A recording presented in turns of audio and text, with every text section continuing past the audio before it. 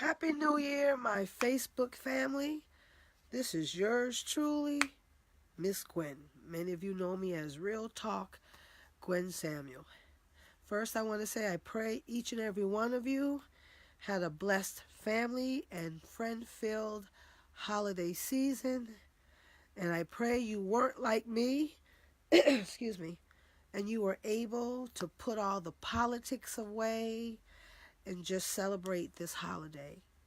I pray you had a chance to bless a family in need and read a lot of books, have family quality time, and just regroup for the new year. Okay, so let's get started.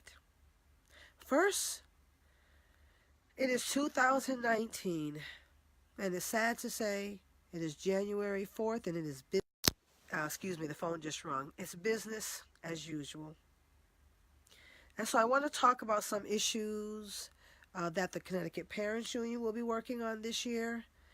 I'm asking you to pray for my strength because it is a long, excuse me, I'm getting a call.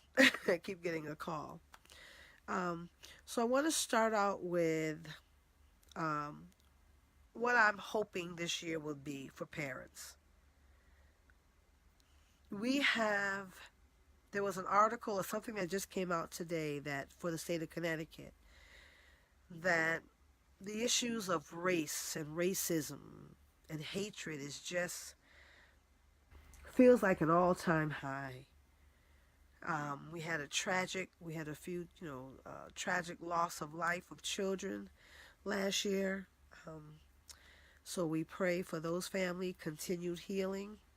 And while we don't want to invade anyone's privacy, we do want to lift them up with thoughts of healing, of peace of mind in tough times. But let us start with, this needs to be the year of the parent. We have federal government shutdowns happening. We have a lot of things going on in Connecticut schools.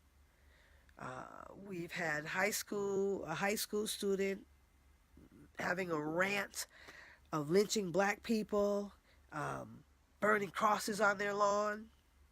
And guess what, y'all?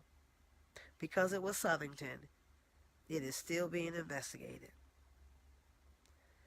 Several weeks later, with that type of hate, it's still being investigated. Instead of, we should be hoping this young man is getting the support he or she needs. He needs to know violence is not the answer to whatever he may be going through, and to hope that we're not putting the public and other children in Southington High School at risk. But no one's talking about that because it doesn't feel good. And that was December 13th. In Alabama, there was a 9-year-old who committed suicide because of racial taunts, allegedly for racial taunts. We can't ignore that because we have young people in Connecticut committing suicide. And for African Americans over the last 10 years, suicide for as young as 5-year-old is at an all-time high. But yet we're silent. I just learned, and I heard about these empty seats in Hartford, Connecticut. I know about the Sheff versus O'Neill lawsuit. I heard about the integration efforts in Connecticut to reduce racial isolation, but I didn't know we were using race to literally turn children. Excuse me, the phone is ringing again. And that's how it's been since the new year has started. The phone is ringing off the hook for not just me as a parent advocate, but the Connecticut Parents Union, because people have too many questions about what's going on in our public schools and why is safety and bullying just minimized and trivialized. And that's regardless of any color. But for black and brown children, especially in Hartford, there's this special kind of racial discrimination that we are paying for billions of dollars. I just read the audit, y'all, from 2018. We've spent billions of dollars. You know what they said? But we have limited research on the success of these integrated schools. I don't know how that works. But that is happening in the state of Connecticut. We have some of the most powerful legislators in the country. But we actually use racial discrimination as a school choice option. We just can't do that, y'all. So this is the year I'm asking parents to question everything. The days of blindly trusting educational systems are over. They really are. Unless you just don't care about your child. And if you don't, own that. Own it, parent. Because if you don't, then get someone else that can advocate for your child. But you can't send these children to school uncovered, unprotected. You cannot. Not with the level of violence and the acts of violence and the threats of violence to not only other people, to themselves. Our kids are hurting. Our kids are hurting. And they're hurting themselves and they're hurting others. And they're taking their lives. And they're taking the lives of their siblings for whatever reasons. You can't ignore that. I'm feeling like Rachel Maddow right about now. So shout out to Rachel Maddow, who trying to get to the bottom of things. Because I'm trying to understand how the wealthiest state in the nation got to a place of expanding educational choice, which is a great thing, right? Having access to quality schools for every child is great, but it's not access to every child. We have racial quotas. But then I learned just last Friday, which took me for a loop, that staff people, that teachers get special treatment. They get to bypass the lottery. And that doesn't mean I don't love my great teachers. But we got kids on waiting list. I'm trying to understand, why don't teachers' children have to go through lottery? Suppose you're a part-time teacher, a substitute teacher, a contractual teacher. Do you just get to bypass the process and bypass the children of the neighborhood? And most of our teachers in our schools don't even live in the neighborhood they teach. Girl. Boys, ladies, men, I don't understand how we got here. But shout out to my sister and colleague, Athena Wagner. She said, you know how we got here, Gwen. And you need to accept some truths.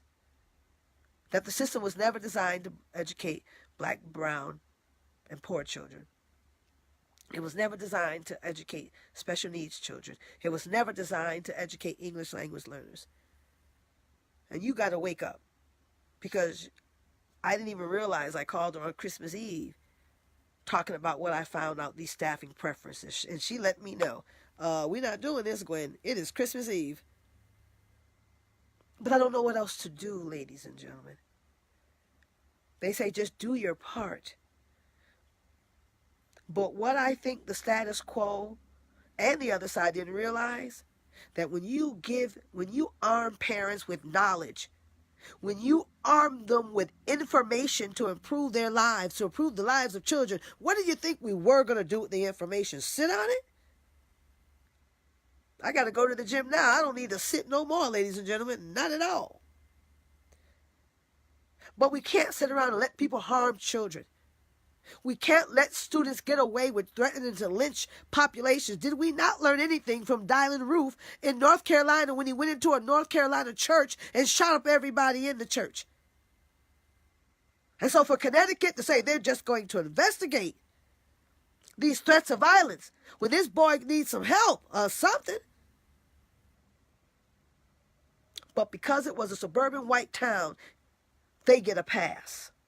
The Connecticut Parents Union called the Department of Children and Families, because they will call the Department of Children and Families on us in a minute without blinking. But they told me I didn't have enough information to report a gentleman who talked about lynching a whole bunch of black folk. We all saw North Carolina, and we all know Dylan Roof. And I'm not trying to wait and find out. And neither should none of you. So 2019 needs to be about questioning everything to protect children. No excuses. And if you find that you must have an excuse, then link up with someone that can help you along the journey. Do not leave your child exposed and vulnerable in the hands of other people who might not love your child like you do. Now, and don't get this twisted. This has nothing to do with the great teachers, because the very great teachers of all colors that love children, you can tell that by the child's demeanor, by the way they come home and want to share what Mrs. Susie did with them. Oh, you know the great teachers. And we know the dangerous ones too. And for some reason, it's a crime, or you become anti-teacher or anti-union when you call people out on your behavior. But you got no problem calling parents out on theirs.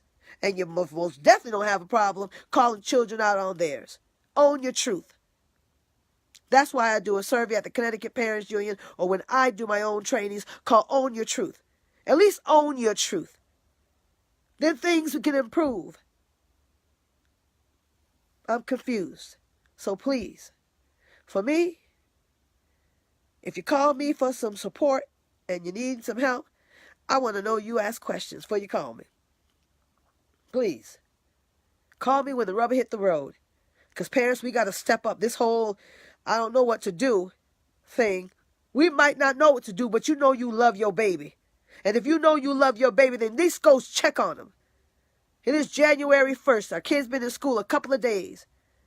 How many of us have even been up there? I know a few have, because they call on my phone. And they're emailing me. And I'm seriously struggling with this whole magnet school expansion. And don't mistake that to be against expansion of quality educational opportunities. I am all for it, but not at the expense of sacrificing some children. Because when you start sacrificing children, then you're playing God. And unless I saw your name in the Bible, or you parted the Red Seas, or you turning water into wine, then you're a human being just like the rest of us. And if you're harming children, you're not a good human being. But Martin Luther King says it well as I close. We won't even remember. We might be hurt and emotionally traumatized and physically traumatized by the bad people that harm children. But you're even more hurt by the silence of the good people. Because Malcolm X says, and I'm quoting folk because quotes are lived experiences that we need to understand. Malcolm X said he's for justice no matter who says it or who it's for. Ladies and gentlemen, there has to come a point when children matter. There has to come a point in time where every life matters.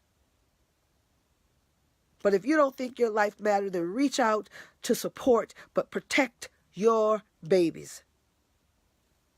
And yes, you might be afraid of the Department of Children and Families. And yes, you might be afraid to compulsory education laws to send your babies. Because if you don't send them, you're afraid you're going to be arrested or whatever. But at some point, is it okay for someone to sexually abuse and rape your child in the public school? Because you're afraid? Is it okay for your child to come back from a field trip with noose marks around their neck because people want to play lynching? Is it okay for a teacher to have a skit to talk about the civil rights movement and have a child coming to school with a Ku Klux Klan white sheets on? Y'all don't see nothing wrong with this picture? I do, and I hope you do too. So please, if you are a parent that's actively engaged, without judging, link up with another parent. This should be the year of the buddy system, okay? Stop going to these meetings in these schools by yourself. And then you're shocked when all the stuff in the school report looks totally different than what you said. I learned one thing, bring a person, not just for support, but to be a witness, okay? We need witnesses in these meetings, PPTs and mediations and all this crazy stuff that's not supposed to happen to children in public schools. We talk about the drama in private schools. The public is paying for this. So as I close, and I keep saying close, y'all, but I'm getting it all out my system. But I always get it out my system. We have to protect children by any means necessary that's not violent. That means you should be prepared to pull your baby out of school, say they're not going back until we figure this out. And until you get there, they're going to hurt your children. And again, I'm not saying we don't have great teachers, but I will say, if you're a great teacher and turning the other way, see no evil, hear no evil, when a baby's being abused, then as far as I'm concerned, you are the oppressor as well. Be decent. Send an anonymous letter. Send an anonymous email if it's possible. Send a dove. Send a pigeon. I don't care how you get the message. But do something. And to every lawmaker, if you hear it, maybe you'll listen to it and you won't like it and you won't check it. But trust me, I know you're going to watch it. Because you saying that doggone Gwen Samuel, boy, I don't think she's asleep. But guess what, y'all? I want to sleep. But every time we sleep, we wake up and think like people going more crazy. Especially with other people's children. I can't tell you what to do with your baby. I don't want you to harm them. But my goodness, you don't have the right to just hurt other people's children. And this might be the year of finding another job if you don't like children. That's what might be the year of. But as I close, please, link up with a parent. We have to become a buddy system. Because they are picking us off one by one. They are isolating us in different states across the country. They are attacking us, calling every other day there's an anonymous complaints, child welfare. Well, guess what? If you black, it comes with the territory. So let's not get all shocked. Just clean your house. But you also have the right to not let them come in your house. Learn to partner with some lawyers. Lord, go on Facebook and Twitter. Y'all need to tag some of these lawyers, build relationships, meet these lawyers, because we got to protect our babies by any means necessary. And we need to be able to say, you got lawyers, so do we. And for every lawyer out there that do pro bono work, please, just make some time for us parents to help our children. We ain't asking for handouts. We're not sitting down doing nothing. We're doing the best we can with the system that we have. So question everything. Hashtag question everything. 2, and the last thing, silence can no longer be an option. Turning the other way, turning a blind eye, pretending it's not happening, is not going to stop it from happening. And last but not least, to the lawmakers, you can't be having no staff preference with no guidelines. I done asked some people at the State Department of Education, give me the guidelines for the staffing preference. Especially if you shutting down quality schools with majority black kids because they not meeting racial quotas, like in New Haven. And yet other people from other towns bypassing lotteries. Girl, I'm telling you, man, listen, y'all, this lottery thing, trust me, this is some fishy business going on. And the next time you go meet somewhere and they tell you somebody is unavailable, do what Cat Williams say. I'll wait. Because your baby is worth the wait. Your baby is worth asking questions. And your baby deserves a fair chance at a quality life like every other child, regardless of their skin color. And no life ain't fair.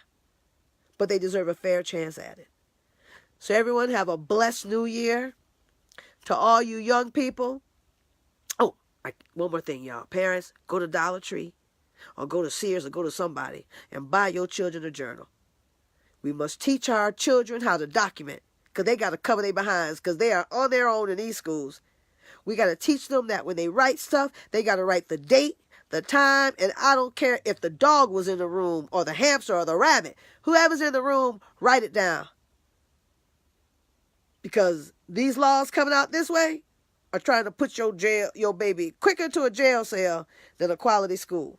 They're not expanding quality schools, but they ain't got no problem expanding a jail. So everyone, this must be the year of documentation. And for all of you who say, I thought Miss Gwen liked me. I do. I can break bread with you. I can, laugh and tell a good joke. But I also can report you if you're hurting a child. And we all need to be like that if we really are going to protect children. So everyone have a blessed day. I see you, Lamont. To everybody across the country, all my relationships, have a happy new year. And this is just not about Connecticut because some of these bad laws like these racial quotas are in Minnesota, New York. There's some bad stuff coming our way, y'all. Most of it's here, but it's still coming. So y'all have a blessed one. Love you all. Have a great day. Bye-bye.